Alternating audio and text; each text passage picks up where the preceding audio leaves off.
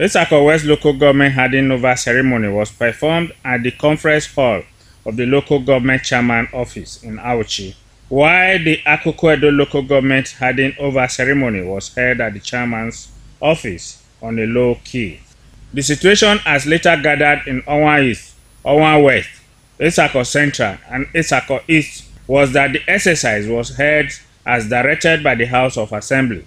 Speaking, the immediate past chairman of Isako West Local Government area, Malam Yusuf Busari, thanks all on whose effort he was chosen to serve and revealed that the running of the affairs was not an easy task. They need cooperation, understanding and support from members of the public because there is a lot of pressure on public office holders and there is need for understanding, there is need for tolerance and people should be patient with public office holders. The legislative arms of the council also held valedictory session to mark the end of their tenure.